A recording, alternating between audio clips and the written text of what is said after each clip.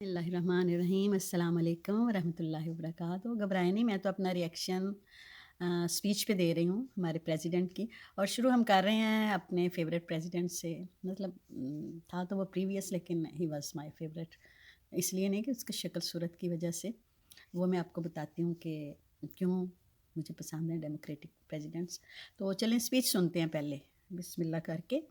तो स्पीच सुनते हैं। I know the resilience of our Constitution and the strength of our nation, as does President Carter, who I spoke with last night, who cannot be with us today, but whom we salute for his lifetime in service.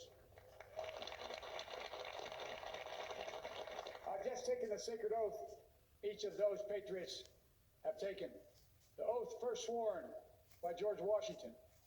But the American story depends not on any one of us, not on some of us, but on all of us, on we, the people, who seek a more perfect union.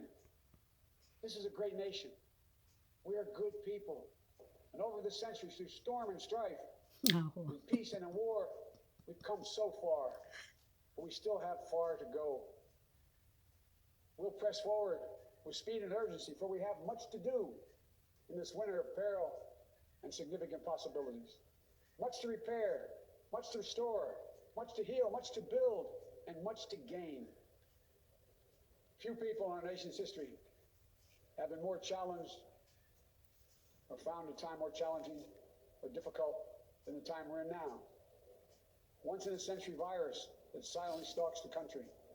It's taken as many lives in 1 year as America lost in all of World War II. Millions of jobs have been lost. Hundreds of thousands of businesses closed. A cry for racial justice, some 400 years in the making, moves us. The dream of justice for all will be deferred no longer. A cry for survival comes from the planet itself.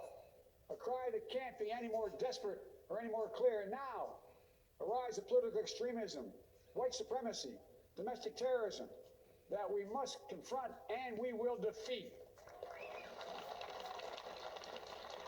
इंशाल्लाह। मैं जो reaction मेरा जो है इस speech पे और inauguration पे, वो यही है कि माशाल्लाह अपनी एज से ज़्यादा बढ़ के काम किया। और प्रेसिडेंट बनना कोई मुश्किल काम नहीं था जितना कि फिर रहना मुश्किल काम था। और ट्रंप जैसे जोकर को उसकी हरकतों पे फिर इग्नोर करना और बहुत अच्छे तरीके से डिसेंटली हर चीज़ को ट्रीट करना, डील करना, that was really hard job. और अगर एज को देखें कि सबसे एजड प्रेसिडेंट है हमारा, तो मेरे सामने हिस्ट्री में 2 शख्सियतें ऐसी नज़र आती हैं कि जो बिल्कुल अपने आखिरी दिनों में इतने बड़े-बड़े काम कर गए। एक जनाब अब्दुल मुत्तलिब अलैहिस्सलातु वस्सलाम की, कि जिन्होंने अपने पोते को हर आफ़त से बचाया और बड़े खूबसूरत तरीके से फिर उन्हें जनाब अबू तालिब अलैहिस्सलाम की गोद में डाल दिया कि अब बेटा तुम इसकी हिफ़ाज़त करना। और उन्होंने भी एंड तक, शेब अबी तालिब तक उन्होंने रिसालत मआब सल्लल्लाहु अलैहि वसल्लम की जिस तरह से हिफ़ाज़त की है, और कुफ़ार से तो हिफ़ाज़त कर रहे थे, अपने भाइयों से भी, और अब्दुल शम्स उनके ग़ुलाम की औलाद से भी उनकी हिफ़ाज़त कर रहे थे, ये बड़ी बात थी। तो अब अगर ये शख़्स एजड है तो होप है। ये ज़रूरी नहीं कि कोई यंगस्टर ही आके अच्छे काम कर सकता है। ये तो डिपेंड करता है पर्सनैलिटी पे भी। जैसे कि मैंने अभी 2 शख्सियतों की मिसाल दी, तो आई होप कि ही विल डिलीवर इंशाल्लाह।